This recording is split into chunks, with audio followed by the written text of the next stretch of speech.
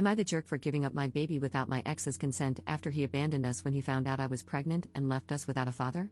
Posted by you/much comment 1327. I, 32F, had a baby boy when I was 16. Yes, I know how that sounds. No, we weren't careful. Judge me all you want on that front, I've dealt with that for years.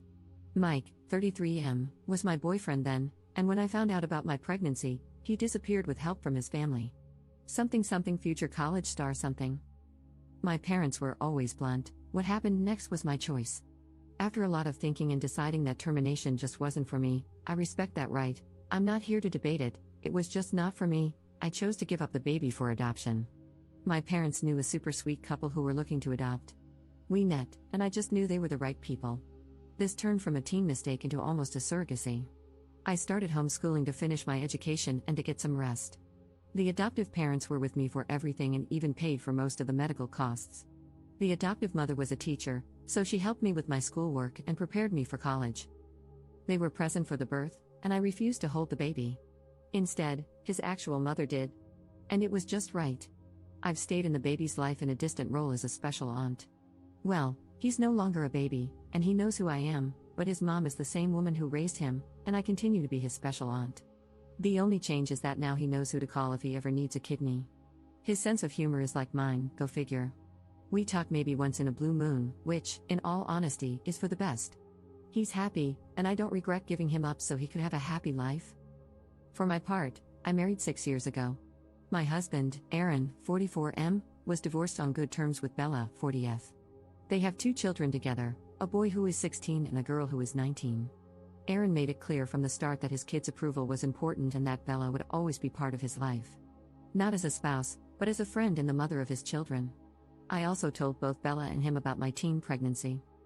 As for the kids, my stepdaughter and I get along well. She's obviously closer to her mother, but she still does girls' days with me every so often.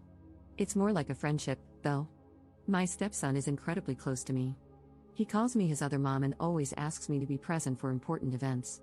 We bonded when his childhood dog passed away, as my cat died around the same time. As for Bella and me, we're best friends. I know people have complicated relationships with their partner's exes, but we always show respect to each other. I never tried to take her place. I know Aaron and she shared something special long before I was in the picture. That's their history. And I am a stepmom, not a mom. Her place in the kids' lives is not up for competition. The reason for this background is that the whole mess with Mike started when I took my stepson to a medical appointment. It wasn't serious, though he did have to be put under anesthesia. Aaron and Bella both couldn't get the day off. They tried, but their jobs are on call, and they can't easily take time off. So I went on my own to be my stepson's support. I didn't recognize Mike as one of the doctors. His first and last names are incredibly common, and it had been years. Not to mention, my priority was being there for my stepson, everything else was secondary. After my stepson was done, he was a bit out of it, as expected. I was setting him up in the car and making sure he was comfortable when Mike came over. He told me he had been thinking about me and our son for so long and that he was glad our boy was okay. It really took me a few minutes for my brain to process what was going on, and he kept rambling about apologies and how he wasn't ready to be a father. Blah blah blah. Eventually, I just sighed and loudly said, "This is not the baby I was pregnant with." I gave him up for adoption after I gave birth. I am a stepmother. My loopy stepson chimed in with, "Other mom." I had to hold back a smirk, to be honest. Mike was stunned by that, which gave me time to catch him up on the important details. I gave up the baby, he knows what happened and why I gave him up. I married a man with 2 children, I am happy, and I don't want Mike in my life. And no, I won't give him contact information for the adoptive family. He is 16 years too late. That was the end of it, and I got into my car to take my stepson home to rest. Since then, Mike found me on social media and has been spreading a sob story about me denying him the chance to be a father. According to him, I was a poor mother who threw away her child to raise someone else's kids. Apparently, I'm the she-devil. Most of our former classmates who saw the post reminded him that he left me. Some of his high school friends even pointed out that he laughed about leaving me pregnant. I didn't know that part. A few of his relatives have reached out to bash me for taking away Mike's chance to be a father, claiming that it makes me a poor Christian. I'm not. I'm Jewish, to begin with. A few friends told me it was a beach move to give the baby up without telling Mike. I don't personally think I was in the wrong, but just in case, I decided to leave the judgment to the internet masses. So, Reddit, am I the jerk here? Relevant comments. Commenter. One thing, knowing nothing about how this works, I assume you were able to get Mike's parental rights terminated given that he left. If not, I wonder if it makes sense to give the adoptive family a heads up that he's coming out of the woodwork. Ops response.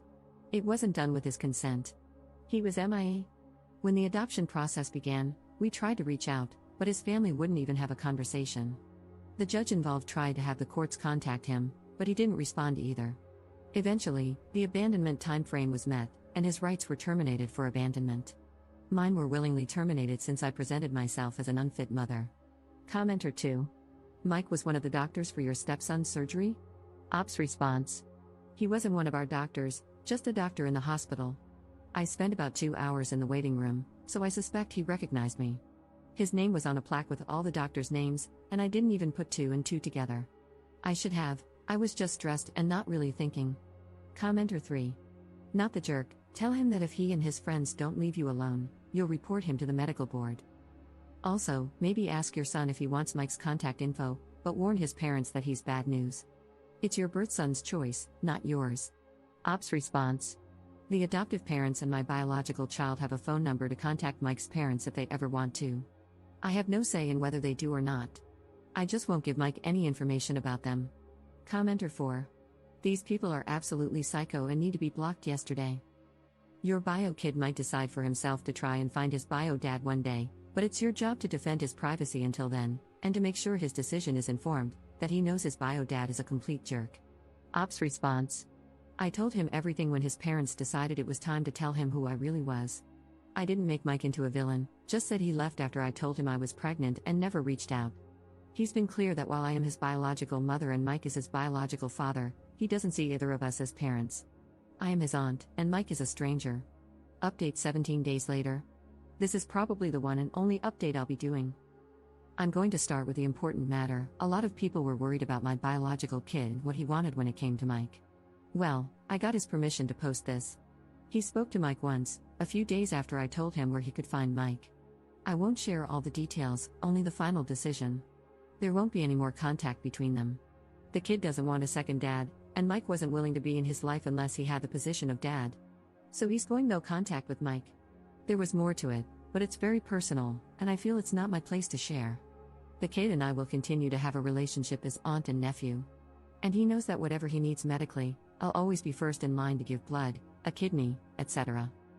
For those wondering why Mike is so big on contacting the kid, I found out a few details via his friends. Mike can have more kids, he just hasn't had a stable relationship in years. Which I can believe, since I finally had enough and decided to accept going to have coffee with him to get some things squared away. My husband came, of course, but he sat at another table to let me deal with it. I asked him to. The conversation was a dumpster fire, to be honest. Mike brought me flowers and chocolate-covered strawberries, my old favorites. He treated it all like some date. I nipped that in the bud immediately. I introduced my husband and told him we were very much in love and happy, so I don't appreciate any attempts at unwanted romance. Once we sat down, he started by telling me what I already knew, that he had failed relationships. That he felt no woman could meet his standards for a wife and mother to his children since he already saw me as that. He claimed he felt guilty for choosing college over me and our baby. He was well aware of the court dates regarding custody and that I was trying to put the baby up for adoption. When he saw me taking care of my stepson, he thought I had chickened out of giving the baby away. Seeing me be all caring with our baby boy made him think about how great it would be if the three of us could be a family, and maybe have a bigger family down the road. He had the gall to ask me if I would consider divorcing my husband and trying to fight for custody of our son.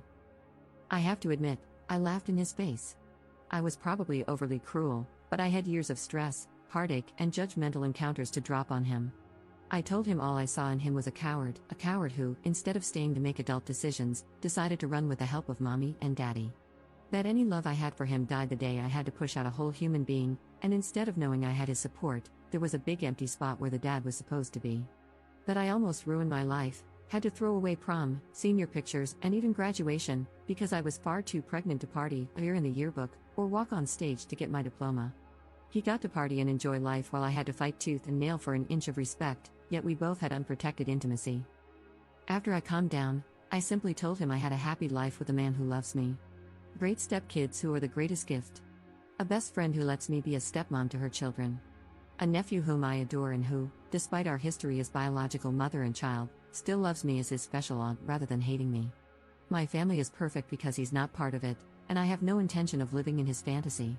And I can't wait to get pregnant with my husband's child to add to that perfection. I also told him to leave our biological kid alone. He has made his choice, and it's up to him if he ever reaches out to Mike. I also let him know I would be making a formal complaint to his hospital for his harassment. Good thing my husband took screenshots, because by the time we got home, Mike had deleted all his posts. A lot of his former friends reposted screenshots making fun of him. The silver lining in all of this is that I have reconnected with my high school classmates, and to be honest, they are great people. Seems Mike is in the handful who stayed stuck in their school hype mindset. It's been about 3 days, and no sign of Mike. My husband did get the biggest ego boost when he overheard me going off on Mike and has been insufferable, in a good way. So there's mostly good news. Hopefully, one of these days, we'll get even more good news since we're actually excited about the idea of having a baby together. Relevant comments. Commenter. So, you are aware of the practices of adoption and the fact that biological fathers have no rights?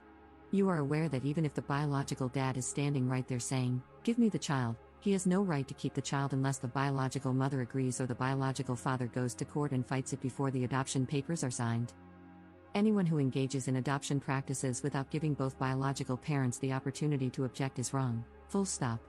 He is a jerk for different reasons, but she fully admits she put the kid up for adoption without his input. That makes her wrong. You're right, I do have a giant chip on my shoulder because adoption is human trafficking and is unethical and wrong. It is a permanent and irreversible legal procedure that the person most affected has no ability to consent to or object to. The entire adoption industry is based on lies and coercion and, statistically, is not actually better for the child. She was absolved for making a unilateral decision because the other parent also sucks, but I won't give that to her. 2 wrongs don't make a right, and she absolutely, all day every day, was wrong for not getting his consent before giving up his child. Ops response. Tell me, oh wise one, how the hell was I supposed to get his input when he fled to another state without contacting me, the court, or even his own high school buddies? Would it have been better if I had terminated the kid? Saved myself the trouble? Should I have ditched him in a river and let wolves raise him, Jungle Book style? Or oh wait, let me guess, I should have raised him in squalor with what little I could make, with no education, no stability, and just pray that one day my sweet Mike would return to save us. Screw off, no kid deserves that crap. He has been loved since the day he came into this world by 2 people who would move earth and sky to ensure he had the best education, the best opportunities, and the best future they could provide, things I couldn't even imagine providing when I was 16. If Mike had really wanted the baby and said so, I would have happily given him custody. If he had wanted to co-parent with all the responsibilities that come with it, dividing costs, providing stability, planning ahead, I would have been 100% on board. But no, he left, he escaped. He chose to disappear. Fine, then I, the person who couldn't run, made the decisions on my own. That's life, honey. Get used to it. You don't get a prize for running away and coming back when the game is almost done. Commenter 2. Call the burn center because there's a 3rd-degree burn coming in. And the person you replied to deserved it.